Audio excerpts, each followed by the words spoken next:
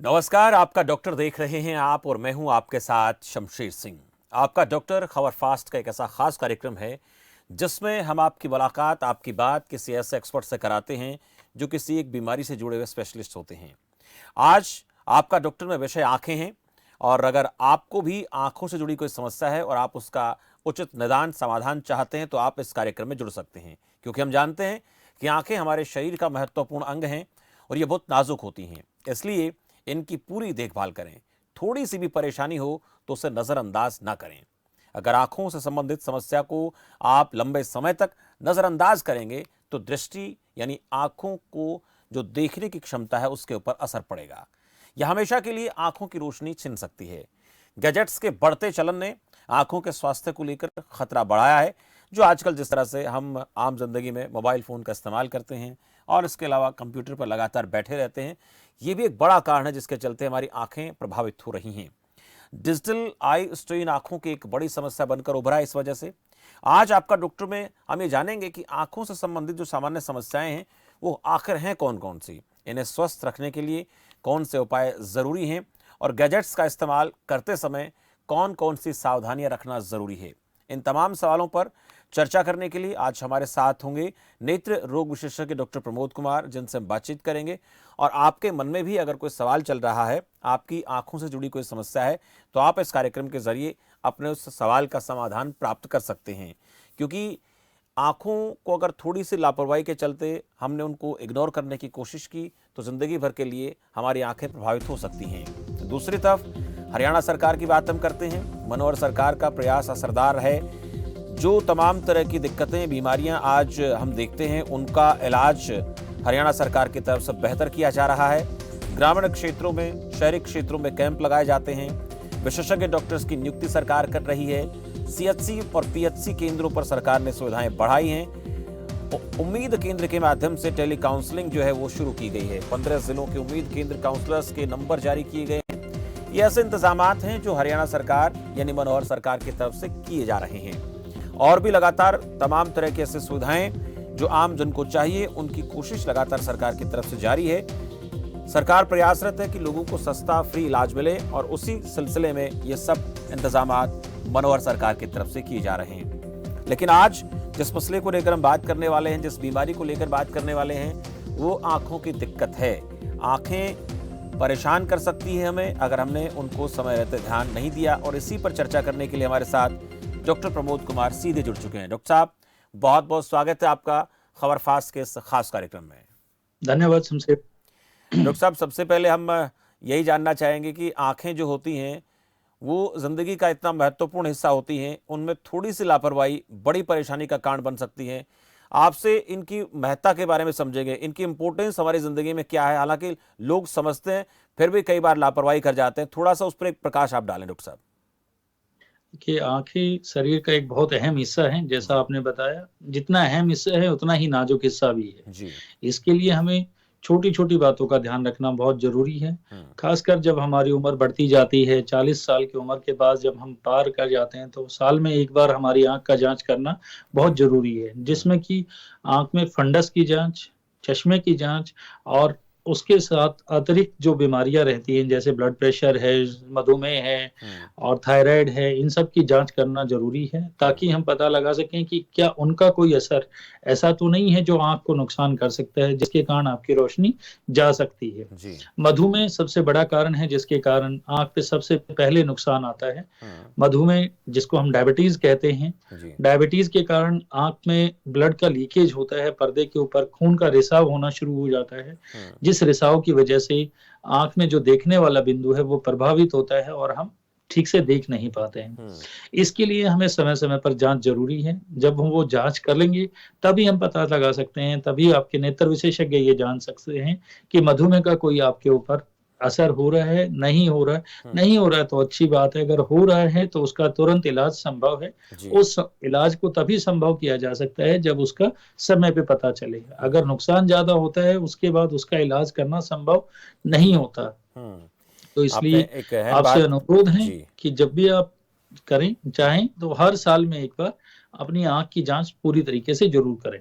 आपने डॉक्टर साहब जांच को लेकर कहा कि हमें साल में एक बार अपनी आंखों की जांच जरूर करा लेनी जी चाहिए। ये उम्र के लिहाज से भी थोड़ा सा आप लोगों को बता दें कि किस उम्र में हमें आंखों की जांच नियमित तौर पर करा लेनी चाहिए। उसमें बड़े हैं, बूढ़े, छोटे बच्चे सब शामिल हैं। नियमित तौर पर एक अंतराल क्या होना चाहिए?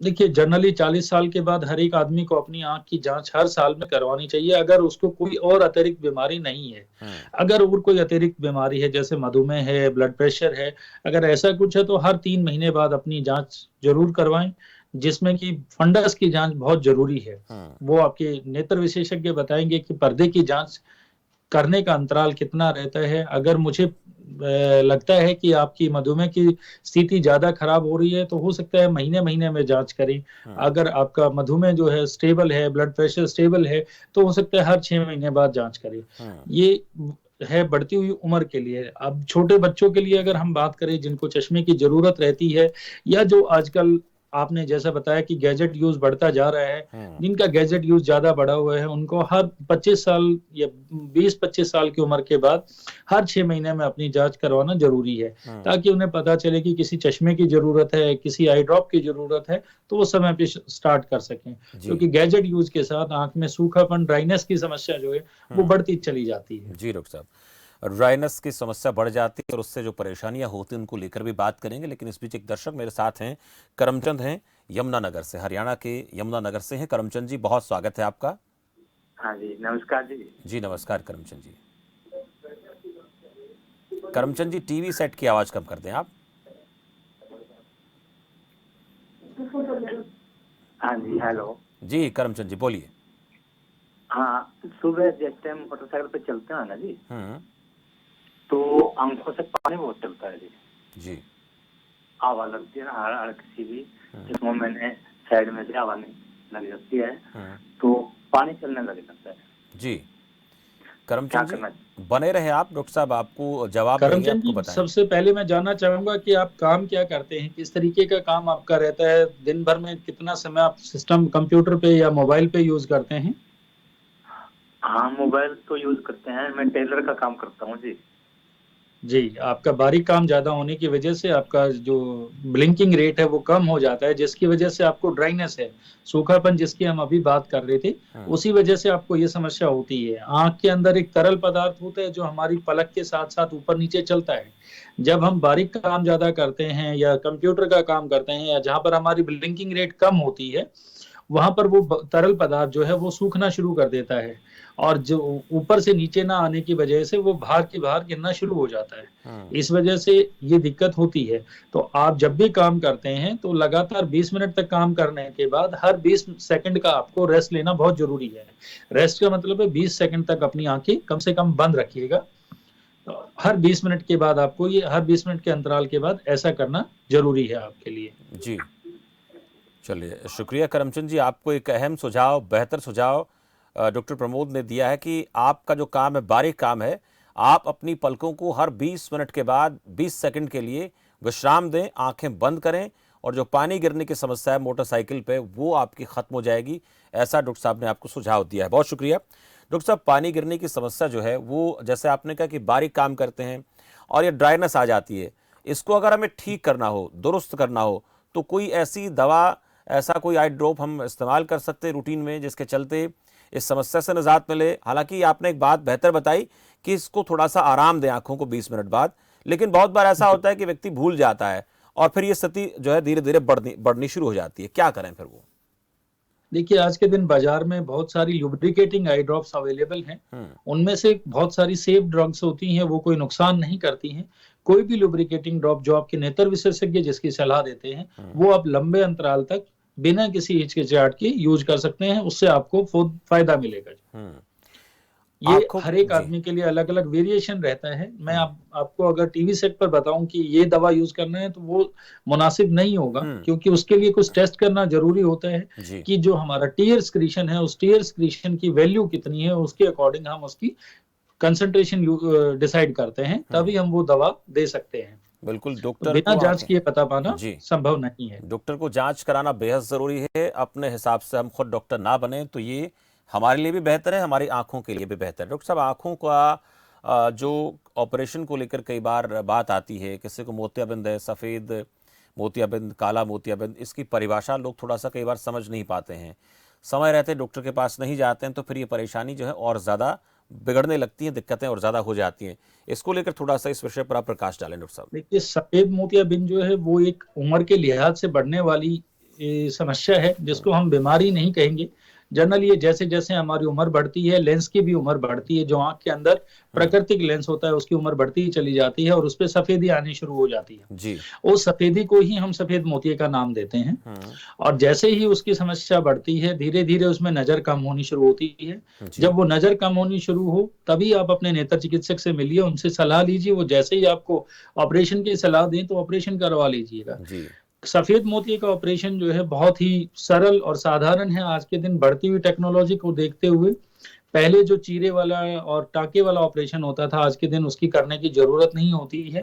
ये वॉक इन प्रोसीजर हो गया। आप सुबह हॉस्पिटल जाइए, 2 घंटे बाद आपकी छुट्टी हो जाती है ऑपरेशन के बाद, और अगले दिन से आप ठीक से देखना शुरू करते हैं। जी। जहां बात आती है काले मोतिये की, काला मोतिया एक अलग चीज है। इसको हम धोखेबाज नजर का चोर भी कह सकते हैं। इसमें 2-3 चीजें हैं, 2-3 फैक्टर्स हैं जो साथ मिलके इस बीमारी को नाम देते हैं। आंख के पानी, तरल पदार्थ होता है आंख के अंदर, उसका दबाव बढ़ना, उस दबाव से जो आंख का हिस्सा जो दिमाग तक हमारी सिग्नल्स को लेके जाता है उस पे नुकसान होता है। हमारा साइड का देखने का विजन, जिसको हम फील्ड विजन कहते हैं, वो धीरे धीरे कम होता चला जाता है। इन 3-4 चीजों का मिलकर जब जब नुकसान होना शुरू होता है तो उसको काले मोतिये का नाम दिया जाता है। काले मोतिये में जो नुकसान एक बार होता है उसको हम रिपीट नहीं कर सकते हैं। मतलब इरिवर्सिबल नुकसान है। जो नुकसान एक बार हो गया वो हो गया। इसलिए टाइमली डिटेक्शन, जितनी जल्दी इसका पता चले उतनी जल्दी इसका इलाज शुरू किया जा सकता है और इससे बचाव किया जा सकता है। इसके संकेत क्या मिलते हैं ये पूछूंगा डॉक्टर साहब आपसे, लेकिन इस बीच एक दर्शक मेरे साथ सचिन है, एक दर्शक है सचिन हांसी से। डॉक्टर साहब उनका कॉल ले लेते हैं, क्या कहना चाहते हैं। सचिन हांसी से पूछ लेते हैं। सचिन जी, स्वागत है आपका, कहिए। चलिए, संपर्क उनका टूट गया है, फिर दोबारा आप कॉल कर सकते हैं। डॉक्टर साहब, ये जो संकेत की बात करेंगे, सफेद मोतिया का तो समय के लिहाज से चीजें होती हैं, उम्र के हिसाब से होता है, लेकिन अगर काला मोतिया की बात करें तो इसमें किस तरह के संकेत, सिग्नल मिलते हैं आंखों को हमें, ताकि हम पहचान पाएं कि ये अब शुरुआत इसकी हो चुकी है। देखिए, काला मोतिया भी 2 तरीके का होता है, एक बंद प्रकार का और एक खुले प्रकार का। बंद प्रकार में आपको सिग्नल मिल सकता है, आंख में बहुत तेज दर्द होना, सिर दर्द होना, आंख का अचानक लाल हो जाना, आंख से पानी गिरते रहना, ये सिग्नल जो है बंद प्रकार के काले मोतिये के होते हैं। लेकिन जो खुले प्रकार का काला मोतिया होता है उसमें आपको इस तरीके का कोई सिग्नल नहीं मिलता है। उसमें कुछ चीजों का अलग से ध्यान रखना होता है। जैसे आपके परिवार में किसी को काला मोतिया रहा है, सपोज मेरी फैमिली में अगर किसी को काला मोतिया रहा है तो मुझे 13% चांसेस ज्यादा हैं काला मोतिया होने के एज कंपेयर टू किसी दूसरे पर्सन के जिसकी फैमिली में काला मोतिया ना रहा हो। तो एक फैक्टर ये ऐड होता है। दूसरा होता है कि अगर मेरे शरीर में कोई और बीमारी है, मधुमेह है, ब्लड प्रेशर है, थायराइड है, या मैंने कभी स्टेरॉइड का लंबा इलाज लिया है, किसी बीमारी के लिए स्टेरॉइड लंबे लिए हैं, तो उस सिचुएशन में भी मेरी आंख का दबाव बढ़ सकता है। आंख की जो पीछे नस होती है जो दिमाग तक जाती है उस पर नुकसान हो सकता है। इन सब चीजों के लिए आपको समय रहते डॉक्टर से जांच करवाते रहना चाहिए। इस हालात में मैं कहूंगा हर आदमी को अपने 1 साल में आंख की जांच जरूर करवानी चाहिए, जिसमें ये सब चीजें इंक्लूड हो, जिसमें फंडस की जांच सबसे ज्यादा जरूरी है, पर्दे की जांच बहुत जरूरी है, ताकि पता चल सके कि कोई नुकसान हो रहा है तो वो किस तरीके का नुकसान है जिसका समय रहते इलाज किया जा सकता है। डॉक्टर साहब, एक दर्शक हैं करीम खान, नियमित दर्शक हैं हमारे, वो इस वक्त मध्य प्रदेश से जुड़े हैं। करीम जी, बहुत स्वागत है आपका। जी नमस्कार सर। नमस्कार। नमस्कार करीम जी। जी, मैं डॉक्टर साहब से पूछना चाहता हूँ। जी हाँ जी, बताइए। मैं डॉक्टर साहब से पूछना चाहता हूँ, डॉक्टर साहब, मेरी सीधी आंख में बीच में एकदम धब्बा पड़ जाता था, आजू बाजू से मुझे दिखाई देता था, राइट साइड में। और जब मैंने इसका चेक कराया और स्कैनिंग करवाई, स्कैनिंग कराई तो उन्होंने दोनों आंख का स्कैनिंग किया, तो उन्होंने क्या किया कि बोले आपका पर्दा सुकड़ गया है, इसका हम कुछ नहीं कर सकते। सवाल ये उठ रहा है, दूसरी आंख में इसमें प्रॉब्लम खड़ी हो रही है, पर्दे के पीछे पानी जमा हो रहा है, तो आपको 20,000 के इंजेक्शन 3 लेने पड़ेंगे, 20,000 के। मैं एक इंजेक्शन लगवा चुका हूँ और 2 बार से चेक करा रहा हूँ, लेकिन वो पानी और वो सूख गया है। तो मेरी जो सीधी आंख में प्रॉब्लम खड़ी हुई है, क्या मेरी आंख की रोशनी कम होती जाएगी? ये कौन से प्रकार की बीमारी है? देखिए, ये जो आप बात कर रहे हैं इसको हम सेंट्रल मैकुलर एडिमा कहते हैं। जो आंख का संवेदनशील पार्ट होता है उसके ऊपर सूजन आ जाती है। सूजन को ही पानी भरना कहते हैं। पानी भरने की वजह से सूजन आना या सूजन की वजह से पानी भरना एक ही बात होती है। जो इंजेक्शंस आपको लगाए गए हैं वो पानी को सुखाने के लिए लगाए गई हैं, लेकिन अगर बार बार अगर आपको इस तरीके की समस्या हो रही है, वो पानी फिर से भर जा रहा है, फिर से सूजन आ जा रही है, तो उसके लिए आप अपना पूरा बॉडी का फुल चेकअप करवाइए। शरीर में कोई और तकलीफ ऐसी है जिसकी वजह से ये ऐसा हो रहा है, या तो शुगर आपका कंट्रोल नहीं चल रहा है, या कंट्रोल चल रहा है तो कहीं इसी ऐसे समय पर बढ़ रहा है जब आपको ना उसका पता चल पा रहा है ना उसकी जांच हो पा रही है। नहीं डॉक्टर साहब, नहीं डॉक्टर साहब, मैं कहना चाह रहा हूँ, महीने के अंतराल में मैंने चेक कराया था जी। वजन कम हो गई है। नहीं, विजन जरूर आपका कम हो गया है, विजन जरूर कम हो गया होगा, क्योंकि सूजन के बाद जैसे जैसे सूजन सूखती भी है, कम भी होती है, तो उसमें समय लगता है। उस समय के दौरान नजर आपकी अच्छी नहीं आती। जैसे आपने इंजेक्शन लगवाया है उसके तुरंत लगाने के बाद एक बार नजर कुछ समय के लिए कमजोर होती है, धीरे धीरे और होती चली जाती है, लेकिन कुछ समय के बाद वो एक जगह पे जाके स्टेबल होती है और फिर धीरे धीरे बढ़नी भी शुरू होती है। 3 से 6 महीने की ये प्रोसीजर रहती है। 3 से 6 महीने के बीच में आपकी नजर कभी कम भी हो सकती है, कभी थोड़ी बहुत ज्यादा भी हो सकती है, और यह जहां पर थी वहां पर भी रुकी रह सकती है। तो समय समय की जो जांच है वही आपको बताएंगे कि आपकी सूजन कम हो रही है, बढ़ रही है, उतनी ही है। अगर उतनी ही है तो भी अच्छी बात है, कम हो रही है तो बहुत अच्छी बात है, लेकिन अगर बढ़ रही है तो जो इंजेक्शन आपको लगा है शायद वो इंजेक्शन आपके शरीर के साथ कंपेटेबल नहीं है, इसलिए उसकी जगह किसी दूसरे इंजेक्शन को यूज में लाना जरूरी है। वो आपके जो नेत्र विशेषज्ञ हैं वही आपको बता पाएंगे उस विषय में कि कौन सा इंजेक्शन आपके लिए ज्यादा सुटेबल है। चलिए, बहुत शुक्रिया करीम खान जी। उम्मीद करते हैं आपको आपके सवाल का जवाब मिला होगा। मीना एक दर्शक मेरे साथ जींद से हैं। मीना जी, बहुत स्वागत है आपका। हाँ जी, नमस्कार जी नमस्कार। हाँ जी, मेरी उम्र 44 सर। मेरी आँख का नींद तो सोई आवा है जी, 3 साल हो गए। मैंने चेकअप भी करवा लिया। आँख मेरी उम्र के हिसाब मेरा चश्मा लगा हुआ है 1 और 1.25 का। जी मीना जी, जैसा मैं समझ पा रहा हूँ आपकी आंखों के नीचे सूजन आती है, आंखों के नीचे सूजन आती है, उसका कारण कुछ और भी हो सकता है। क्या आपको शुगर की कोई प्रॉब्लम है या यूरिया की कोई प्रॉब्लम हो? ना जी। आपने जांच करवाया है इसका? जनरली ये यूरिया और शुगर बढ़ने से होता है। ना जी, मैंने बल्कि जो अपने जी रोज तक जो पहले बोर आंख नहीं बनाना आ करता डॉक्टर है जी। नहीं, ये आंख से संबंधित उसका सारे टेस्ट करवाए जी मेरी आंखें के। बिल्कुल मैं आपको कहना चाहूंगा, ये जो बीमारी है, जो सूजन है पलकों के नीचे, आंखों के नीचे जो सूजन आती है, वो आंख से संबंधित कम है और शरीर की और बीमारी से संबंधित ज्यादा है। एक बार आप अपना शुगर और ब्लड यूरिया जांच करवाइए। हो सकता है यूरिक एसिड बढ़ने की वजह से इस तरीके की दिक्कत ज्यादा बढ़ती है, या शुगर की वजह से भी ऐसा होता है। तो एक बार आप ये जांच करवा कर देखिए। अगर वो नॉर्मल आती है और फिर भी ऐसा रहता है तो एक बार आप पूरी नजर की पर्दे की जांच करवाइए। पीछे से हो सकता है कि कोई सूजन वगैरह ऐसी ना हो जो आपको आगे परेशान कर रही है। ना जो भी मैंने बल्कि काले मोतिया का, सफेद का, छोटे छोटे टेस्ट करे थे उन्हें। बिल्कुल 3-4 महीने मेरा इलाज चला था डॉक्टर पे। उन्होंने मेरे को ये बोला था भाई अपने शरीर की आप कोई अंदर के और टेस्ट कराओ। मीना जी, डॉक्टर साहब न्यू करना चाह रहे हैं, आप मेरी बात सुनो। यह बात करना चाह रहे हैं कि एक बार अपने शुगर की आप जांच करा लो और एक बार आप अपना यूरिया की जांच करा लो। ये दोनों जांच आप करा लो, उसके बाद फिर बताइए आप। उसके बाद दिक्कत की है मेरा पाटेगा। हाँ ठीक है जी। ठीक है जी, चलिए बहुत शुक्रिया मीना जी। हाँ जी, इसी नंबर पर कभी भी फोन कर लो जांच करवा ना, कभी भी मत करना जी। ये जो प्रोग्राम आओगा उस टाइम आप करियो। जब ये प्रोग्राम आवे ना उस टाइम कॉल कर लियो आप। इस टाइप का आँखें से जुड़ा कोई प्रोग्राम होगा ना तो आप बेशक कॉल कर लियो। ठीक है जी। मतलब जिस तरह का किडनी की समस्या हो सकता है वो अलग प्रोग्राम हो जी, वो दूसरे डाल के प्रोग्राम हो है। ये तो अपना डॉक्टर साहब बैठे हैं, सरकारी डॉक्टर हैं या जो भी प्राइवेट डॉक्टर बैठे हैं, वो सिर्फ आप लोगों की बात सुनने खातिर बैठाया ग्राम खास प्रोग्राम में। ठीक है जी, चलिए बहुत शुक्रिया मीना जी बातचीत के लिए। डॉक्टर साहब, कई बार ये होता है कि जैसे आपने कहा कि जो आमतौर पर तकलीफ शरीर में कुछ और होती है, उसका असर शरीर के सारे अंगों पर पड़ता है। आंखें ऐसी चीजें जो दिख जाती हैं, उसके अलावा शरीर के और बहुत से हिस्से होते हैं। शरीर के अंदर आंत है, हमारा लीवर है, वहां पर भी इसका बहुत सारा असर पड़ता है, पर वो चीजें दिखती नहीं है।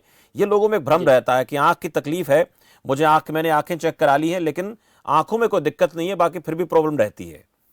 जी।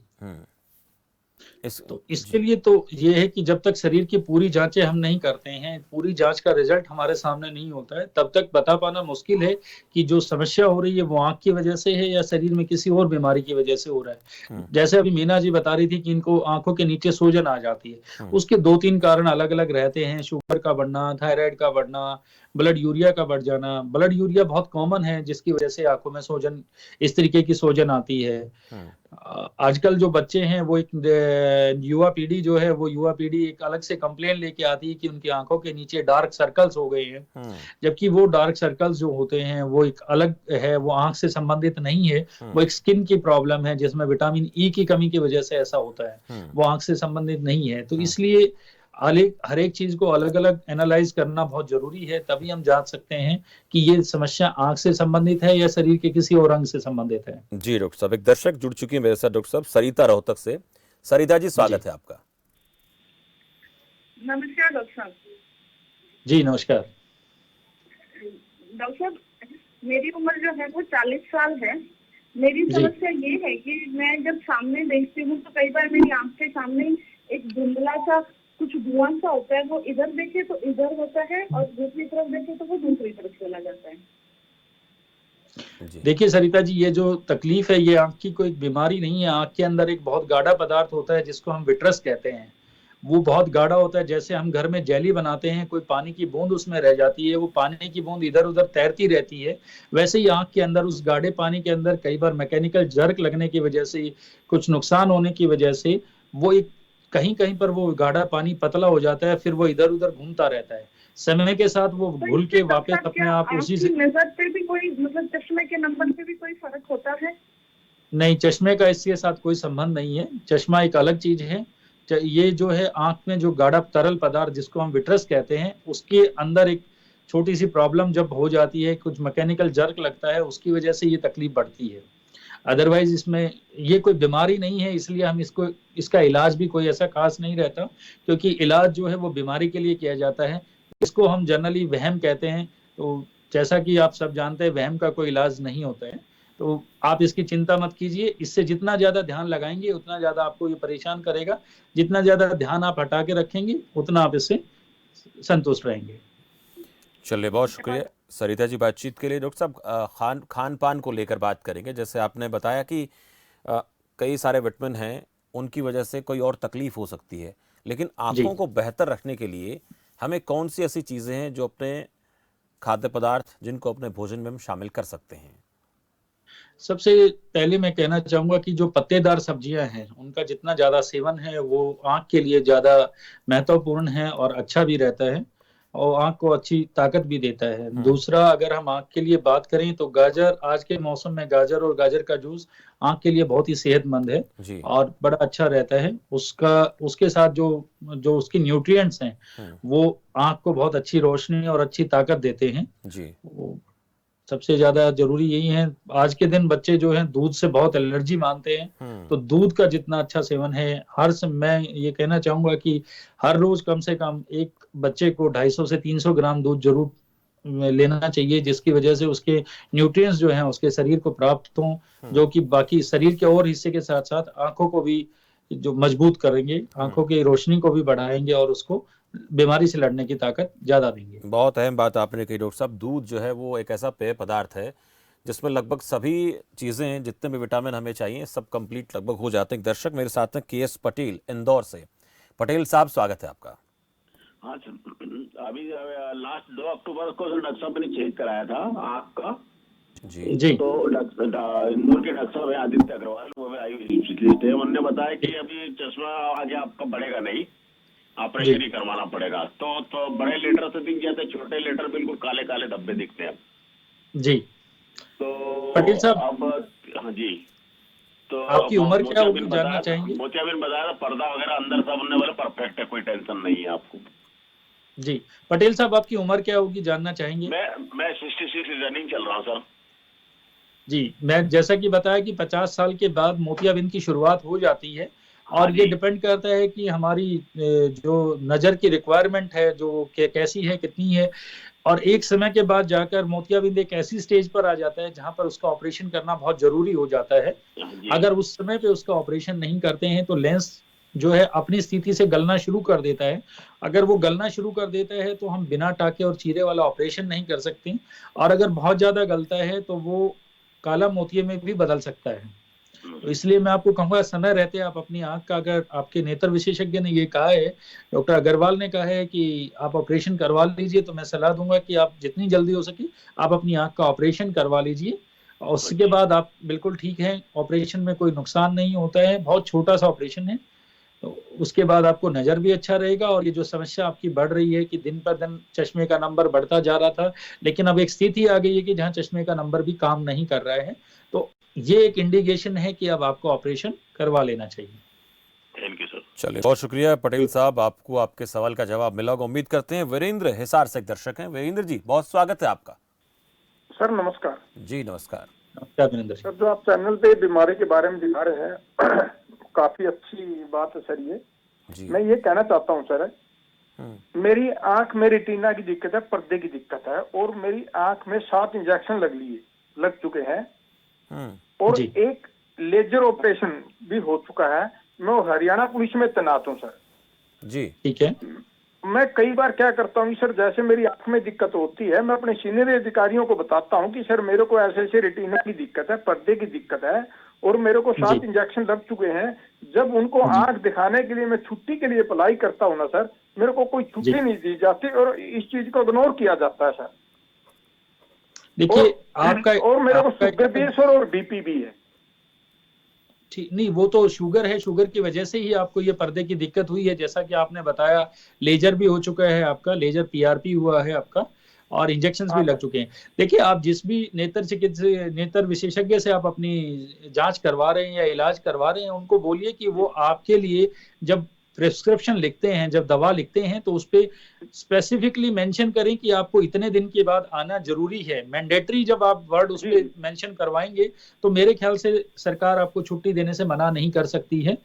तो जब तक वो नहीं लिखा जाएगा तब तक सरकार की तरफ से जी हेलो, सरकार की तरफ से मतलब जो हमारे राजनीतिक माननीय मुख्यमंत्री मनोहर लाल जी खट्टर साहब है, या अनिल विज जी है जो हेल्थ मिनिस्टर है, उनकी तरफ से कोई परेशानी नहीं है। लेकिन सर जो हमारे आदेश है सरकार के, उसके आदेशों का उल्लंघन करते हैं हमारे अधिकारी इस चीज पर गौर नहीं करते हैं सर। वो एक नॉर्मल बीमारी समझते हैं, लेकिन उनको ये पता नहीं कि रेटिना की वजह से आंख की रोशनी जा सकती है, और जिस आंख में ये दिक्कत है ऑटोमेटिक ये बीमारी दूसरी आंख को भी लपेटे में लेगी सर।